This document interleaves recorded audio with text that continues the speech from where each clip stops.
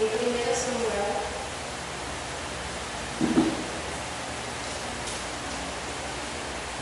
o 16, o primeiro a seguir, diz assim: Então disse o Senhor a Samuel: Até quando terás dó de Saul, havendo-o eu rejeitado, para que não reine sobre Israel? Enche o teu vaso de azeite e vem, enviar-te-ei a Jessé, o belemita, porque dentre os seus filhos me tenho provido de um rei. Porém disse Samuel: Como irei eu, pois, ouvindo Saul me matará? Então disse o Senhor: Toma uma bezerra das vacas em tuas mãos e dize: Vim para sacrificar ao Senhor, e convidarás Jessé ao sacrifício, e te farei saber o que hás de fazer, e ungir-me-ás, e a quem eu te disser. Fez, pois, Samuel o que dissera ao Senhor, e veio a Belém. Então os anciões da cidade saíram ao encontro, tremendo, e disseram: De paz é a tua vinda? E disse ele: É de paz. Vim para sacrificar ao Senhor, santificai-vos, e vinde comigo ao sacrifício. E santificou ele a Jessé e os seus filhos, e os convidou ao sacrifício. E sucedeu que, entrando eles, viu Eliabe, e disse: Certamente está perante o Senhor seu ungido. Porém, o Senhor disse a Samuel: Não atentes para a sua aparência, nem para a altura da sua estatura, porque o Senhor não vê como vê o homem, pois o homem vê o que está diante dos olhos, porém o Senhor olha para o coração. Amada igreja, a palavra do Senhor, ela está aqui falando sobre a história de Saul. Saul, o homem a qual foi o primeiro rei de Israel, no tempo a qual não havia rei, e o Senhor era rei sobre o seu povo. Mas que o povo de Deus estava querendo um rei, eles queriam um rei humano, um rei que podia entender eles ali. Então ali o povo escolheu a Saul, e Deus ali permitiu que Saul reinasse, porque foi a escolha do povo que Saul reinasse sobre eles. Então ali Saul foi ungido como rei, e Saul começou tão bem ali, até que Saul começou a ser orgulhoso, Saul começou a se deixar levar pelas suas vitórias, começou a se deixar levar pelos dinheiros a qual ele conseguia na guerra dos outros povos. Mas chegou um dia que o Senhor quis provar Saul e mostrar para Samuel, porque Samuel ele amava Saul de todo o coração. Samuel ele tinha um carinho por Saul, e todas as vezes ali que o Senhor dizia a Samuel: Não, Senhor, vamos orar, eu vou orar por ele, ele vai mudar. Mas chegou um certo tempo que o Senhor, como diz assim, ele disse: Agora eu vou mostrar a Samuel que Saul não está cumprindo mais a minha palavra, Saul está me rejeitando. E chegou aqui um certo tempo que nós podemos ver aqui no versículo 1 de Samuel, o 15 e o 10, que diz assim: Então veio a palavra do Senhor a Samuel, dizendo: Arrependo-me de haver posto a Saul como rei, porquanto deixou de me seguir e não executou as minhas palavras. Então Samuel se contristou e toda a noite clamou ao Senhor, e madrugou Samuel para encontrar a Saul pela manhã, e anunciou-se a Samuel dizendo: Já chegou Saul ao Carmelo, e eis que levantou para si uma coluna. Então fez voltar e passou e desceu a Gilgal. Veio, pois, Samuel a Saul, e Saul lhe disse: Bendito sejas tu do Senhor, executei a palavra do Senhor. Então disse Samuel: Que valido, pois, de ovelhas é este nos meus ouvidos, e o mugido das vacas que ouço? E disse Saul: De Amaleque as trouxeram, porque o povo perdoou ao melhor das ovelhas, das vacas, para oferecer ao Senhor teu Deus o resto. Porém temos destruído totalmente. Aqui nessa palavra, um pouco antes, nós podemos ver no versículo 15 primeiro, que o Senhor ele mandou, ele deu uma ordem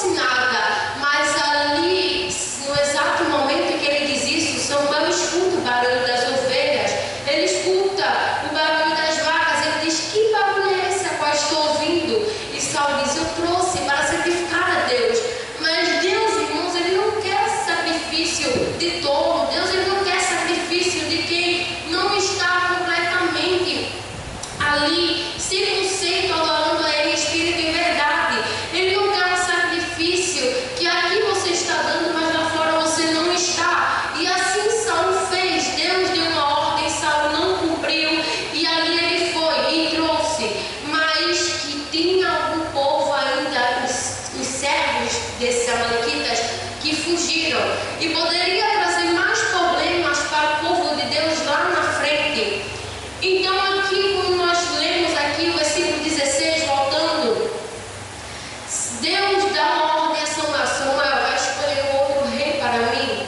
Vai, que o meu povo ele não pode estar sendo guiado por um homem que ele não tem caráter, um homem que não cumpre a minha palavra. Como um homem que não cumpre a minha palavra vai ensinar o meu povo a cumprir? Ele não vai ensinar, ele vai destruir o meu povo, porque Deus está aqui diz: o povo é a cara do pastor. Então, se o pastor não tem caráter, se o pastor ele não cumpre a palavra de Deus, o povo vai cumprir. Se o pastor é do reteté, do manto, o povo também vai ser. Então, o pastor ele precisa ser santo, ele precisa ter sabedoria para poder guiar as suas ovelhas. E não foi diferente com Saul. O povo estava se corrompendo por conta do rei, agora eles estavam tendo um homem, um rei, estava trazendo a maldição para o seu povo, deixando de cumprir a palavra de Deus. E então ali Samuel diz: ah, Senhor, mas se eu for pegar um rei, Saul descobrir, ele me mata, porque eu estou pegando o rei, ele vai dizer: oxi, quer tomar o meu trono? E o Senhor diz: vai, leva contigo ovelhas e alguns dos sacerdotes ali também contigo. E chegando lá, você vai dizer: vim para fazer um sacrifício, e vai chamar a família de Jessé para você fazer o sacrifício. E chegando lá, ali como nós podemos ver antigamente, quando o profeta, quando Samuel ia assim na sua casa, provavelmente era para dizer uma maldição, dizer algum pecado, dizer alguma coisa. Então ali quando Samuel chega ali em Belém, o povo já, os anciãos, eles já ficam: o que ele veio fazer aqui? E corre, tremendo ao encontro de Samuel e diz: de paz é a tua vinda. E ele diz: é de paz. Vim aqui convidar para podermos fazer o sacrifício. E ali ele entra, e ali ele senta, e ali ele pede para ver os filhos de Jessé. E ali vem o primeiro, Eliabe. E quando Eliabe vem, ele olha aquele homem de boa porte, um homem que tinha uma boa aparência, alto, forte, um homem que tinha ele guerreava no exército de Saul, ele tinha uma boa porte, ele sabia guerrear, ele tinha uma aparência de um rei mesmo, uma aparência de um homem a qual poderia defender o seu povo. E ali Samuel olha com os olhos da carne, ele não olha com os olhos espirituais, e diz: antes de Deus dar a ordem, dizer: é esse, não, ele olha e diz: é esse o ungido do Senhor, esse é o que o Senhor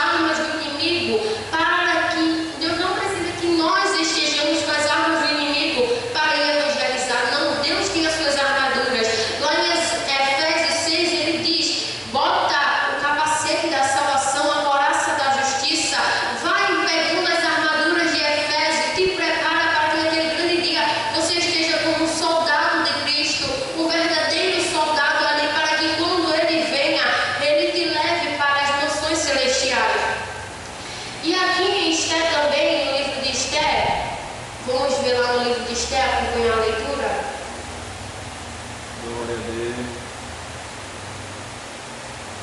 Bendito seja o nome de Jesus.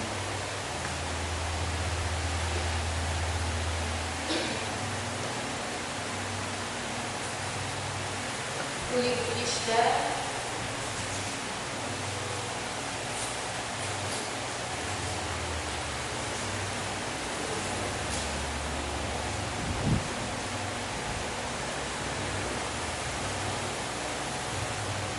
Esther, o 3 e o 5, que diz assim: vendo, pois, Amã que Mardoqueu não se inclinava nem se prostrava diante dele, Amã se encheu de furor, porém em seus olhos teve em pouco o pôr as mãos só sobre Mardoqueu, porque lhe haviam declarado o povo de Mardoqueu. Amã, pois, procurou destruir todos os judeus que haviam em todo o reino de Assuero ao povo de Mardoqueu. Então aqui, como eu disse, o diabo preservou a Amã, e Amã estava lá para mais uma vez atacar o povo de Deus, mas Deus também preservou a Mardoqueu, e Mardoqueu também estava lá para preservar o seu povo. E ali, como nós podemos ver a história de Esther, a história de uma jovem, uma mulher, a qual ali ela tinha boa aparência, uma mulher cheirosa, uma mulher a qual ali ela estava sendo preparada há 2 anos para ali entrar perante o rei Assuero, e aconteceu tudo aquilo, mas que nós podemos ver também na história de Esther, que Mardoqueu, por ele ter Deus em sua vida, por ele não se curvar, porque não adianta nós dizermos: ah não, eu não faço pornografia, eu não minto, eu não roubo, eu não furto, então está tudo bem. Mas não, Esther também precisou de jejum e oração. Esther também precisou que o povo jejuasse por ela 3 dias e 3 noites, para que ela pudesse entrar ali perante o rei. Mas Esther viu alguma coisa de errado, porque ela não entrou imediatamente. Não podemos fazer as coisas imediatamente. Temos que consultar a Deus, consultar a palavra de Deus. Não podemos ir por impulso, não podemos fazer as coisas que a carne está mandando. Quando nós estamos brigando com alguém, não sobe aquele pulso, aquele fogo que você tem que pegar nos cabelos e arrancar e meter a mão. Não podemos ir pelo impulso, e sim pela palavra. A palavra ela está aqui. A palavra ela está para nos ensinar. A palavra ela diz: não furte, mas ela também diz: não, tu não vai furtar por causa disso. E também para não ter esse risco de furtar, fica longe. Quando tu vê dinheiro, sai de perto.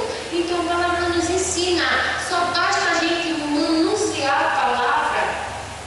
Lá em Pedro, 2 Pedro, o 2 e o 20 diz assim: porquanto, se depois de terem escapado das corrupções do mundo, pelo conhecimento do Senhor e Salvador Jesus Cristo, forem outra vez envolvidos nelas e vencidos, tornou-se-lhes o último estado pior do que o do primeiro, porque melhor lhes fora não conhecerem. Melhor lhes fora não conhecerem o caminho da justiça, do que conhecendo desviar-se do seu santo mandamento que lhes fora dado. Deste modo, sobreveio-lhes o que por um verdadeiro provérbio se diz: o cão voltou ao seu próprio vômito, a porca lavada ao espargedouro de lama. A palavra de Deus aqui ela está falando que melhor é para nós, se não tivermos entrado no Evangelho, do que tendo entrado, tirar onda com a cara de Deus, podemos dizer, tendo entrado, ficar perante, sem temor, a presença de Deus, pecando, mentindo, fazendo coisas abomináveis. E a palavra de Deus ela é clara quando diz: melhor é para quem não tem entrado. Se tu queres entrar, você vai entrar. Agora tenha certeza que você tem um advogado. Se você cair, você pode levantar, você pode pedir socorro. Mas se for para entrar por brincadeira, ou se tiver aqui dentro sem temor, só para brincar, não vou, porque eu tenho meu amigo, eu gosto, e eu vou vir porque eu tenho meu amigo. Ah, não, eu só vou mesmo porque eu gosto de cantar, eu gosto de ler a palavra, eu só vou por causa disso. Não. Melhor é para quem não tem entrado do que ter entrado, ficar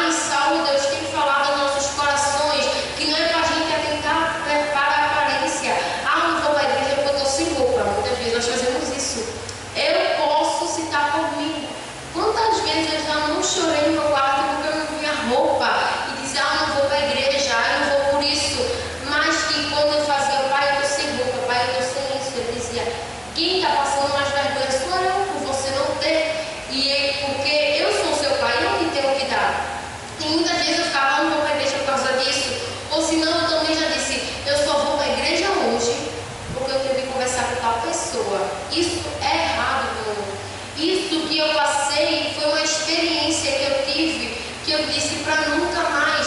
Quantas vezes eu já errei com Cristo, já brinquei com Cristo, diante de sua presença, e aquilo foi mal aos olhos de Deus, e Deus já falou comigo. Deus ali me tomou uma vez, meu irmão, falando ao meu coração, dizendo para eu parar, e hoje Deus também está tomando a sua palavra para dizer: se estás em pecado, se estás com erro, para, porque eu estou voltando. Não é tempo mais para nós estarmos com erro, não é tempo mais para nós estarmos ligando para as vestes, para acessórios, para cabelo, para maquiagem, não.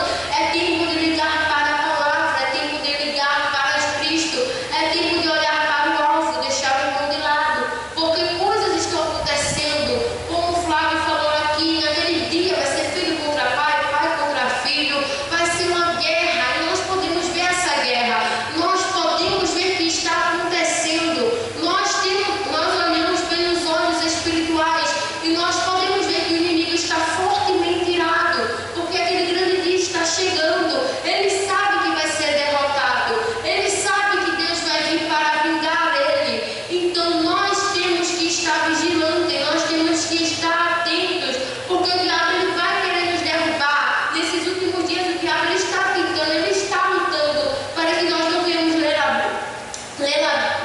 a Bíblia, para que nós não venhamos orar, louvar, que o mais importante o diabo está tirando do povo de Deus, que é o desejo de orar, de jejuar e ler a sua palavra. O diabo está tirando, o diabo está conseguindo cegar o entendimento do povo de Deus. O povo de Deus está dando espaço, o povo de Deus está abrindo corações para que o inimigo possa ver suas vidas. Mas hoje Deus está dizendo: fecha a porta, fecha a brecha, porque eu estou voltando. Naquele grande dia não vai haver, não, só abrir uma brechinha, então não tem nada a ver, não. É só esse pecadinho aqui, Deus não vai ligar, não, irmãos. Não tem mais isso de pecado de estimação.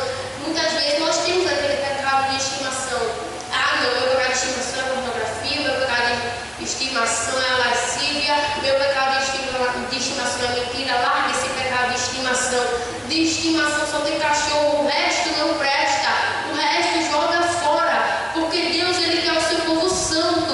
Olha para o espelho hoje, olha para Cristo, reflete ali olhando para Ele, vê as tuas vestes e vai te limpando, nem que seja de pouquinho, mas vai te limpando para que nós possamos ter perdão por completo, porque se nós não mudamos por completo, nós também não vamos ter perdão por completo, e só vai para o céu quem está completamente ligado à presença de Deus, quem está completamente cheio do Espírito Santo de Deus. Então só entra para o céu quem é santo, e eu quero ir para o céu, eu quero reinar com Cristo, eu quero estar ali com Cristo na sua glória, eu não quero ficar aqui perante esse povo. Não temos mais. O que a gente quer fazer aqui na terra?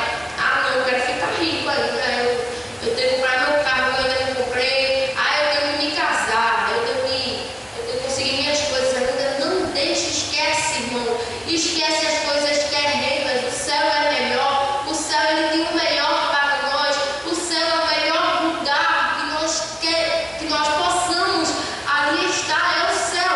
Aqui nós não temos, a gente quer sair, acontece alguma coisa, a gente quer sair, não está tendo tiro ali, ainda tem aqui. O céu é lugar de paz, você vai poder ficar em paz, você vai poder ficar tranquilizado com Cristo. Não tem coisa melhor do que reinar com Cristo, irmão. Então hoje, vamos se firmar em Cristo.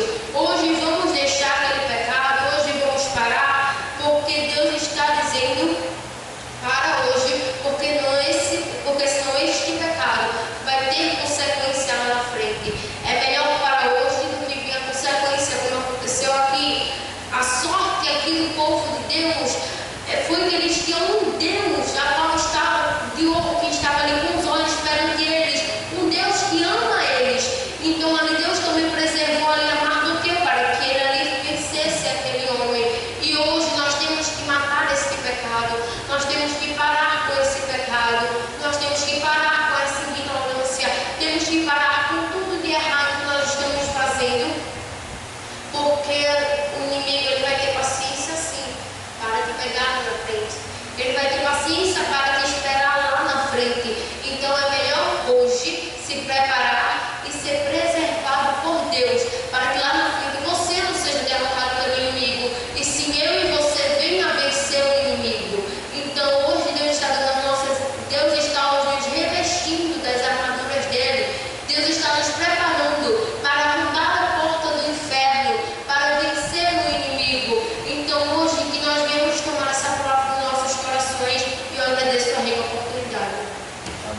Glória a Deus.